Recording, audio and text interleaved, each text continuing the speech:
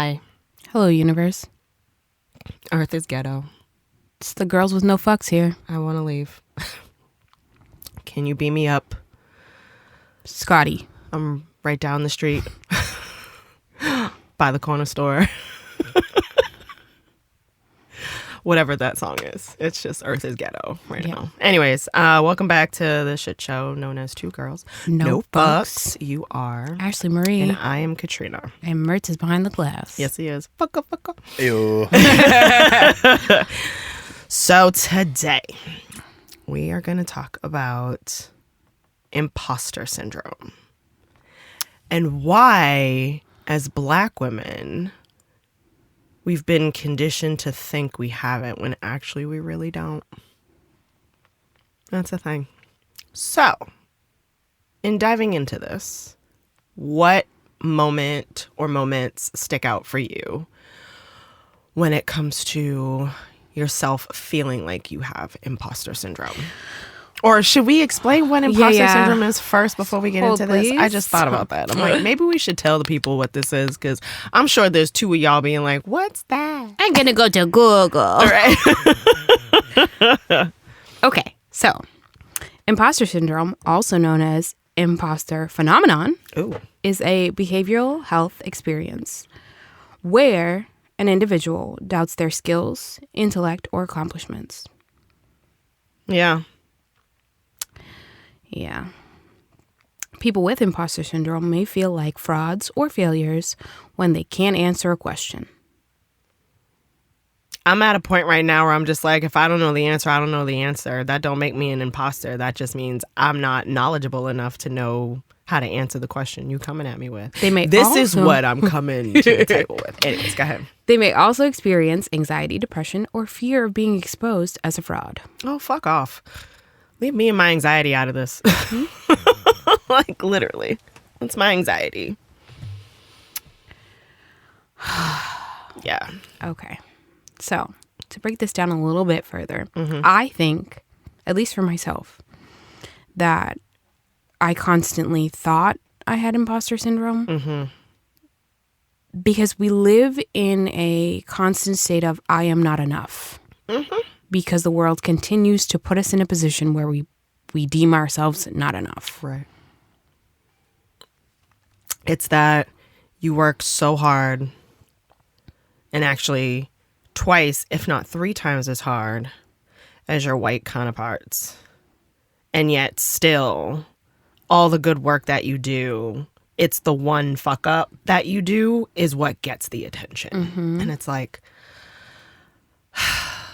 of all the things that I bring to this shitty ass table, I could use those things, build a table of my own, and sit at it comfortably by myself, which is what I should do. Yep. Anyway. But, excuse me, it's frustrating to want to be able to move forward. And that's not just like career wise. That's just as a human. That's in social circles. That's in... It's everything. Everything. It's everything. You just want to be seen and heard. But we were raised by boomers who were told us we can be seen, but we don't want to be heard. We don't need to be heard. That was fun, trying to dissect that in therapy every week. Oh my God. Oh, man. Basura.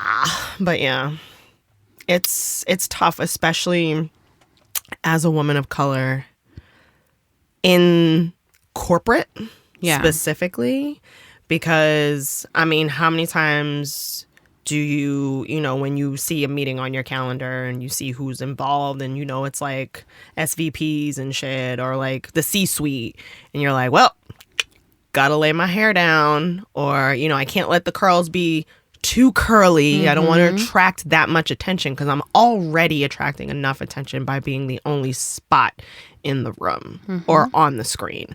So it's like, okay, what do we do here? And it's tough. And I think it's I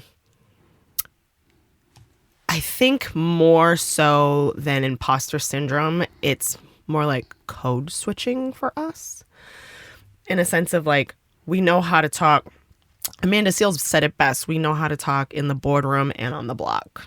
It's two different people. Don't conflate the two. My boardroom Trina don't give a shit about what street Trina does, and vice versa.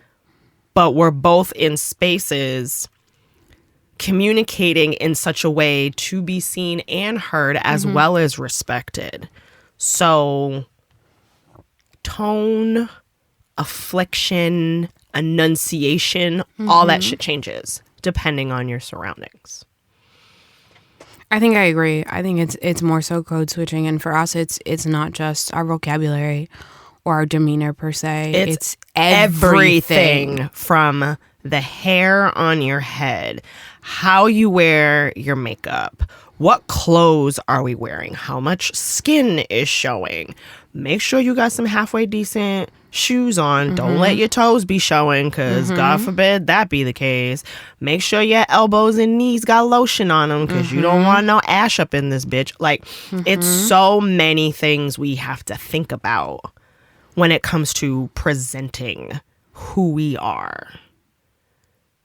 And that's just surface level. Yeah. Like, I'm in this room because I bring something to the table. Not just because like you said, because I built the fucking table. Also that. So it's hard. It's really, really hard. It is hard. I have more notes. Oh, you got notes? Please. Yes, I will hold with the notes.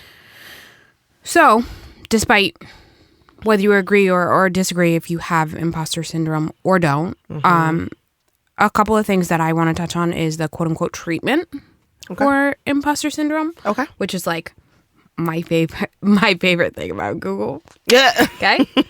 Go for it. Imposter syndrome has no specific treatment, but there are strategies to manage it. Okay. Listen up, bitches. I'm all ears. Self-compassion. Okay. That's a hard one. Yep. Recognize and embrace accomplishments, accept praise without self-deprecation, and practice self-care. That has to be a resolution for the year. For sure. Especially now, because our rights are getting peeled back day after day after day. There's something new popping up. So we got to figure out how to protect this space that we live and breathe in. In addition to that, cognitive reconstructing. Challenge negative thoughts by celebrating achievements, recalling past successes, and keeping a record of positive feedback. Wow. So this was the part that was really important to me while looking into this and, you know, self-reflecting on this. Yeah. Like you said, we are always shown the negative, the bad, the mistakes that were made. And our wins are never celebrated. Ever. So we need to celebrate them ourselves. Yeah. It's almost like a self-validating, looking for that validation within us and not seeking it from outside sources, because society tells us that that's the cost or the weight of our validity is based on how other people think of us. And that's not the case at all. And I think it comes not even just limited to like your profession, your bosses, you know, teachers, etc. It comes a lot from our parents. Absolutely. Or our grandparents, or, you know, whoever raised you. Whoever in that house with you. Yep, those people. My God. And they don't blame them so heavily because they didn't know any better. They did the best they could with what they had. Exactly. So, you know? I'm working on that. I'm working on celebrating the small wins. Like, even today at work, I had what could have amounted to a huge win. I may or may not have woken up my pup and did a little dance around the living room. I love that. Because I was so pumped. That's something I gave myself, and I informed everybody else. I'm like, I'm giving myself 48 hours to get this done. And I got it done in under 24. I was super pumped for myself. And I wasn't going around and... Well, I actually did say to my boss in a meeting earlier this week, I was like, I'm not going to toot my own horn, but toot. Like, this is what I'm doing now. I'm celebrating all the things because it's so hard, because I actually unpacked this in therapy this week because I'm constantly battling not being good enough because what I've done, though good, was always questioned. Well, you could be a little bit better. What could you do to just be little bit better? I've experienced that in my personal life. I experienced that in my relationships. I've experienced that at work. So it all bleeds together. And I'm trying to separate them and, like, for lack of a better phrase, I have to compartmentalize this shit because it is detrimental to my mental. I did not mean to make that rhyme, but this is where we're at. I love that. Bars. So, but yeah, like, just celebrating the little things, because that over the course of the next umpteen years is going to be crucial to the mental health game, for sure. For me, I received, from my previous boss, not the boss I have now, I received some constructive criticism. Okay. I think it was supposed to be. I didn't take it well when I got it. But I then decided I wasn't going to look at it through her eyes. I was going to look at it through mine. Okay. So how were you able to do that? She said to me, she's like, you know, you're great at this and you're good at this and you're okay at this, but you need to work on follow through, and gave no other explanations other than that. Okay. So I sat there dumbfounded and angry. Sure. Like, what do I got to follow through on? So then I'm breaking it down. You know, you have to have your little emotions. And if I could get up out of this chair, I'd show you how I was pacing. And I was like, I followed through for everybody. And the inevitable spiral that you end up going down. Yeah, the whole nine. Yeah. But you're like sitting there like, I followed through for everybody. I followed through for these kids. I followed through for my employees. I followed through for this. And then, so I just kept nitpicking at it. Yeah. Like, you know, like that. And then one day I was like, I followed through for everybody except me. Shit. Yep. That hit the chest. So Say it with your chest. Sorry. I'm following through for her, for my employees, for my kids, for my family, but I'm not following through for me. Damn. So that's the bottom of the checklist. I could finish everything I need to do. Did I follow through for me? No. And if I didn't? Why? Exactly. Why? And then give myself a reset. Okay, I have 72 hours to follow through on something for me. Yeah. Wow. Mm-hmm. Did you mean to make that as profound as it was? When I came to that conclusion, I was like, all right, I need to follow through for me. I have to not stop waking up and being miserable because I don't like this job today, or because I feel like I'm doing everything wrong, because that's how they make me feel. Yeah. Because at the end of the day, well, I'm still doing whatever y'all need to, like. Yeah, you're still doing your job, and you're still making sure that the world that you live in that space continues to spin, no matter what. So the two things that I'm doing is following through for me and asking for forgiveness, not asking for permission. Right. I'm doing whatever the fuck I gotta do to get it done. Right. If I didn't do it right, or if I didn't do it in the way that you like it, I'm sorry. But it got done. Tell me how I didn't follow through again. Because you can't. I'll wait. Don't worry, I'll wait. Yeah. That heavy on a lot of that. And even piggybacking on what you said with the job makes you feel this. I'm going to counter that and say that space is set up to test you. It doesn't necessarily, I mean, it can affect your emotions, but the affect of that is out of your control. How you respond to that energy is within your control. So you can go into a shitty situation and be like, okay, how am I going to deal with this? Am I going to allow you? Because there are days I love being petty. So you can tell me how we're going to act today.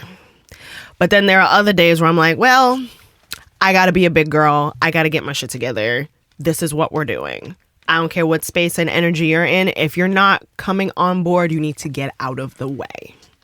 I actually said that to one of my colleagues this week too. I was like, if you're not getting on board, you need to get out the way. And she was like, oh, I want to get on board. Don't leave me behind. I was like, then hurry the fuck up. We got to go.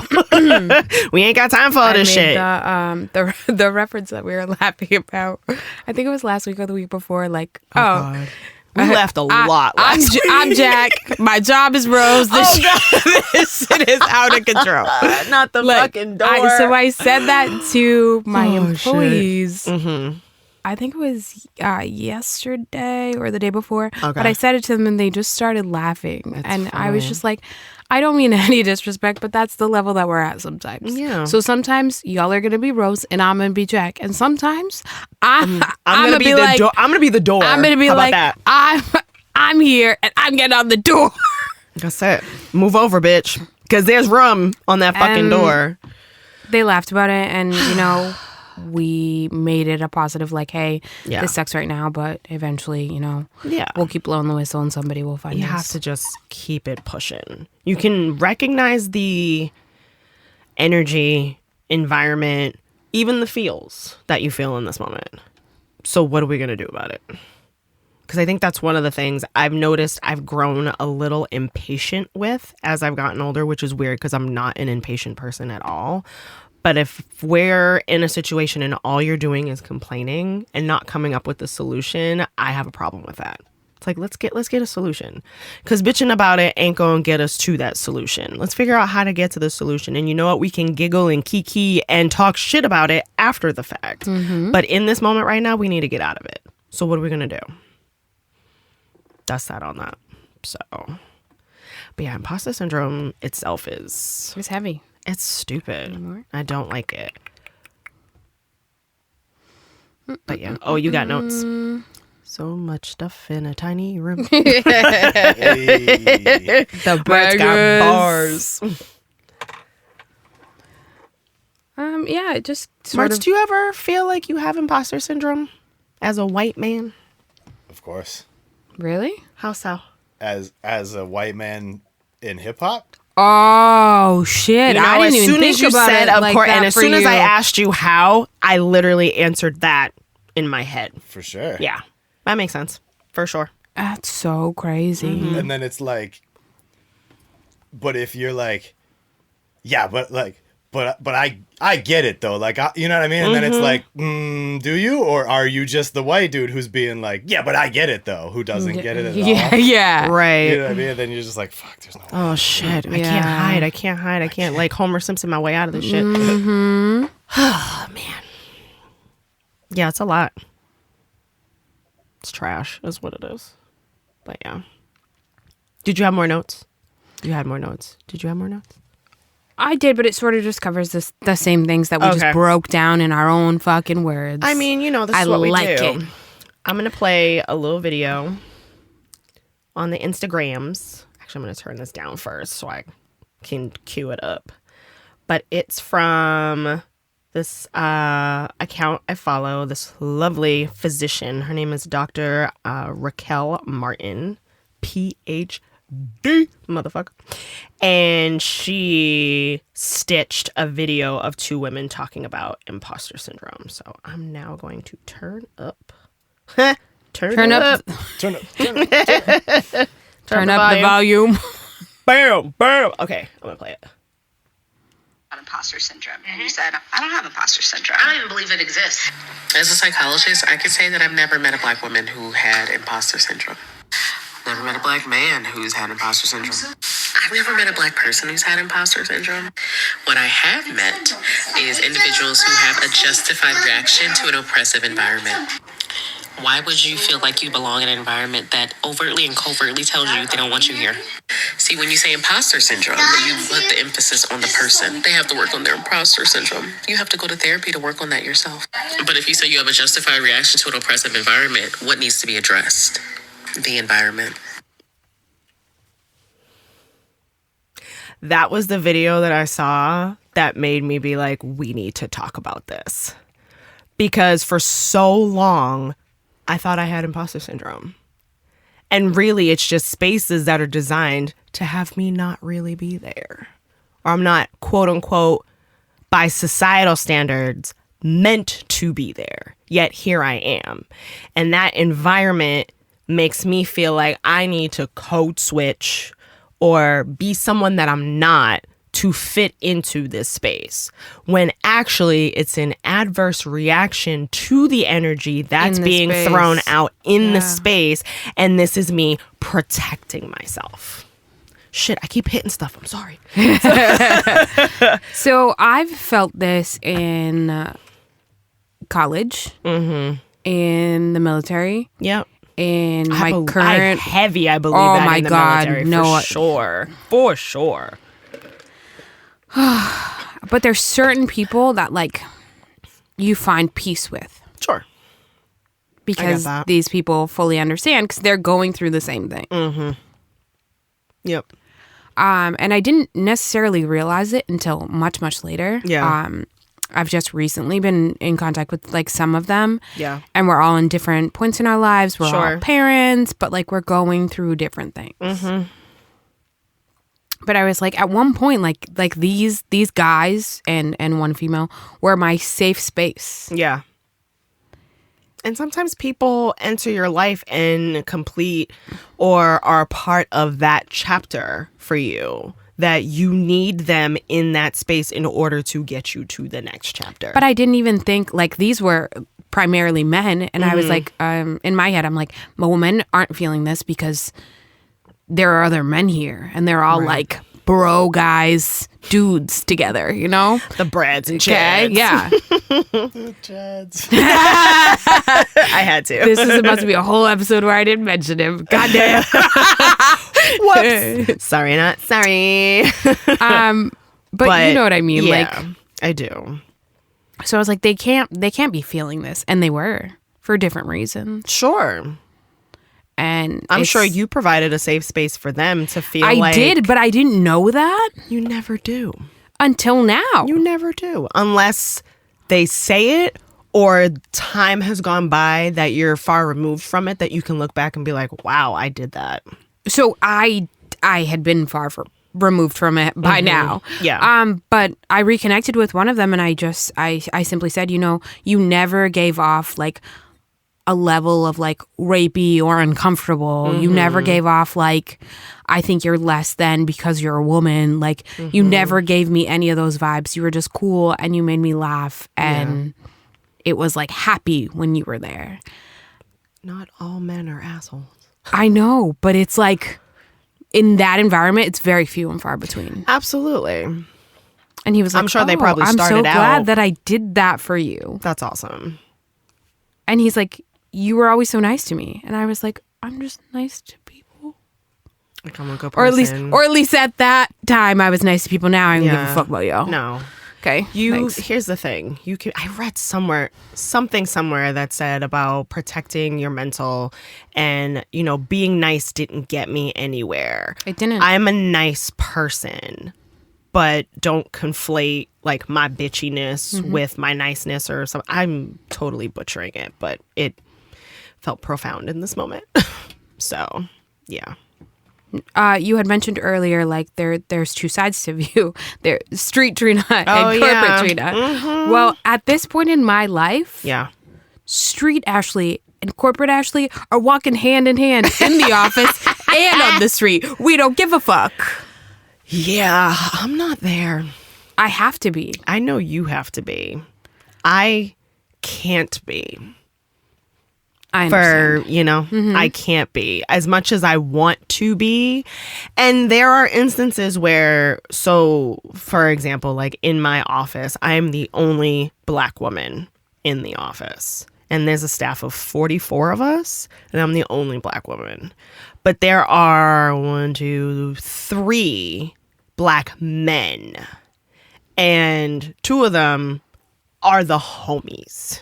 So like we can all talk shit about like just being, not about our department specifically, but just like the corporate world that we all live in and like the shit that we have to go through just to prove ourselves in these rooms with white people. It's like, y'all don't know where I came from. And actually my background probably supersedes you and where you came from, where I should be probably the one sitting in that seat, not you. but I can't because white supremacy. It's at the root of all evil. Currently in the hierarchy or the organizational chart of my job. Yeah. There is one female of color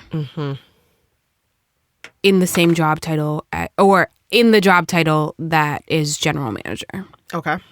It's me. So you are that. I am that. Okay. Nobody else in there that look like you? No.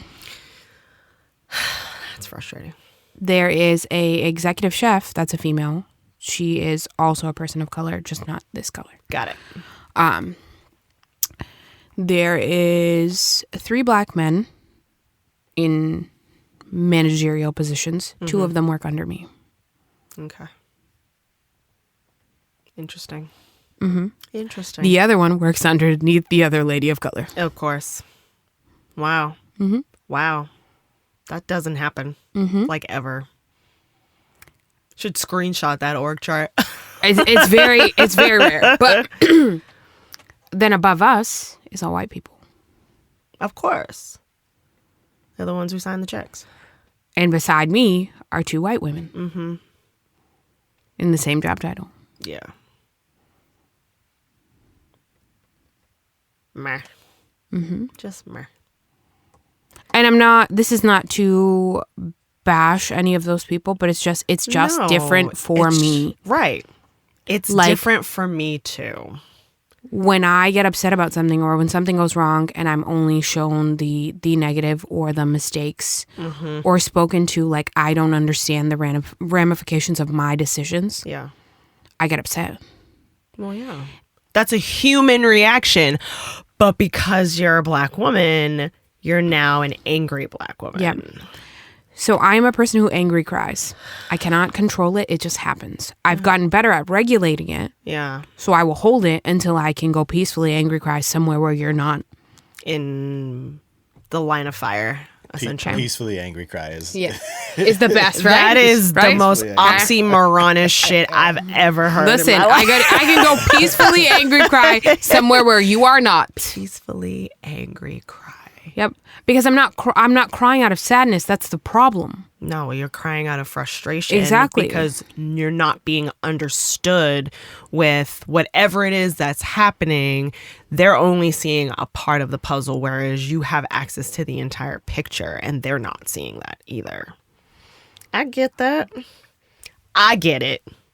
Now, I'm going to say this next statement as a blanket statement for anybody. People need to choose their words carefully. Words mean things. I could speak to you in a tone, or I could say a phrase to you that triggers something in you. All of a sudden you're crying or you're upset or you don't want to speak to me anymore because I don't know what that means to you. I had this happen to me on New Year's Eve. I told you a little bit about it. Yeah. This person spoke to me and said something to me that immediately triggered me, and I thought I was a 12-year-old kid getting in trouble by my parents again. Yeah. That's Okay? trash. That shouldn't happen at your place of employment, first and foremost. Still, now we're at the end of the month. Still haven't gotten an apology. Still haven't gotten You're not getting one. I'm never getting one. You're not I getting one. fully understand that. But I removed myself from the situation when this was happening because I was not going to have this continue, because then it would have been angry cry, and then Street Ashley would have been like, listen here, motherfucker. Right. Sometimes these bitches need to know. Sometimes. But they put us in a position where, like, I want to choose violence. I'm not going to because I understand how that's going to go for me. Yeah. But I want to. Yeah. I get It's that. so triggering that you're like in my head, I know this is going to sound crazy and I know this is going to be on the internet forever, but I don't care. Whatever. In my head, I'm like, I can make you piss blood for 2 weeks and then you'll understand the degree of what you're saying to me right now. Just 1-2 times in the kidneys. You're fine. Right. But But I can't, no, you can't do that. because who's going to feed my kids when I go to jail? Yeah, that's trash. Because they're not going to be like another person of color of, oh, they got upset, I got upset, like, let's just squash it. It is what it is. They're calling the police. I am going to jail. That's so trash. White people are wild. So wild. But like, I hate that for you. sometimes y'all need to get your ass beat so you fully understand. Hello, somebody. Okay? Shit.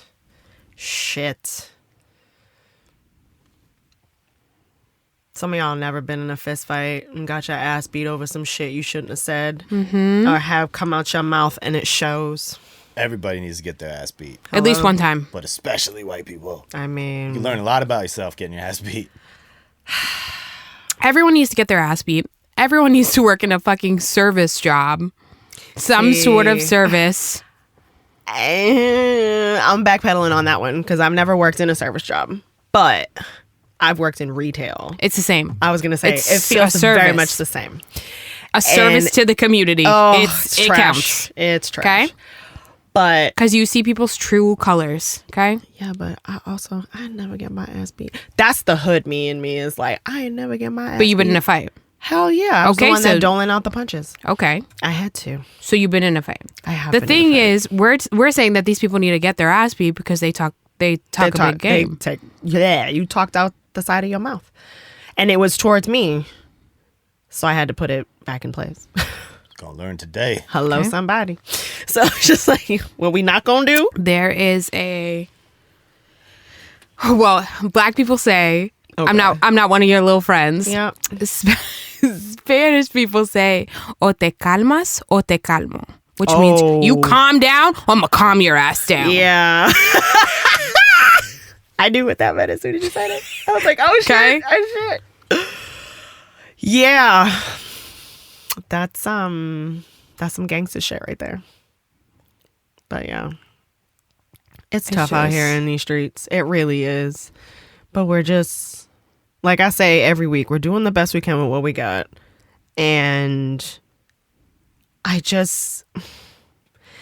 need for everyone, myself included, to just have a sprinkling of like Salt Bay, some niceness, and just be nice. Just be Heard. nice. That's it. It's really not that hard to be nice. It's really not. And it's not even like you got to be fake about it. You can be cordial and still be nice. Mm-hmm. Just because I don't want no smoke. Because if I get it, I'm going to have to dole it out. And I don't want to do that. I'm getting too old for this shit. So there's that on that. I'm still prime doling out smoke. If y'all want it, come find it. Okay? You ain't shit. I'm here for it, okay? You said earlier in this conversation that you love being petty. I have now grown such a unhealthy relationship with being petty. Oh, man. I love it. Here for it. I live for being petty. Like, live for being petty. It's kind of my favorite thing ever. Because sometimes, and especially with folks who are hard of learning or like are just they don't get the point right away. You got to do it several times and they still don't get it. It's like, all right, so how we acting today? You tell me, because I'm tired. I've already did everything I was supposed to do to make sure that you are with me here, but you're not here. So now I got to come down here where you at and meet you with your dumbness. What are we doing today? And that's that on that. Michelle Obama would not be proud of me when Here's the thing. No, I saw that interview. She had an interview with, I think it was Jimmy Fallon, and asked about that if you go low, we go high. And she was like, listen, I don't go high all the time. I love it. Listen, Good. that's a black woman in America. There's no way you were going high all the time. I know you cussing motherfuckers out smelling like pink lotion, hair conditioner, and cocoa butter. Because that is what I imagine she would smell like, with like a hint of what my baby Versace. smells like. Okay. So, literally, my child went to school smelling like that today. I mean, it's necessary. And I bet you she was well moisturized and the curls were popping. She was. So, Okay. yeah, that's a thing. But Did yeah. my child also go to school slightly looking like Cameron with a pink fur coat? Yes. That's fine. Yes. She's allowed. It's fucking cold out here. Styling on them. It is cold. She has out heart here. pockets on her pink fur coat. She's out here. I'm here for it. Do your thing, Rubes. Do your thing. You got anything else on this imposter syndrome shit? I think I feel good about that. Okay. If you guys take away only a few things from this, Cool. it's not you, it's the environment around you. Also that. Follow through with yourself. It's okay to be selfish. And what I mean by that is if you find yourself in a situation where you're always putting other people's needs before your own, in situations like that, that's where you can be selfish. Put yourself first. It's okay. You got to fill your cup before you start doling shit out from said cup to everybody else. And sprinkle a little niceness. Salt Bay on that bitch. Yeah. Flicka. Anyways, if you made it this far, kudos to you. Shout out to the Bridge Sound and Stage. And Mertz. Woo woo. Killing it on the other side of the soundproof glass. Dealing with all of our bullshit. Follow us on all the socials at 2 Girls No Fucks, asterisk where the U is, underscore sometimes. I think on our One Facebook of them is like doesn't have doesn't have either. It just says 2 Girls No Fucks podcast. But you can find it But you'll on find everything. it. So tell a find friend us, to tell a friend. follow, share, comment in the comment section, please. Like, there's a lot of you out there that don't know each other that have this as your commonality. Go be friends. Yeah. Please. Because we need each other right now. Start a group chat, okay? And you can do it in our comment section. It's fine. Quote of the day. Do we have one? Did we do the quote? Was the quote with the little video that I said, was that enough? I think that was enough. All right. Sounds good. I think Mertz repeatedly telling y'all white people are wild was good enough. Okay? Also that. And with that, we'll see y'all bitches next week. Bye. Yeah, imposter syndrome be a bitch. Yeah. Especially when you've been told, like, how many times that you have it, but really you don't, because you're just like, look at this shitty ass environment that I'm in. Yep. But sure, I'm the imposter. That makes sense. Whatever, dude. These motherfuckers.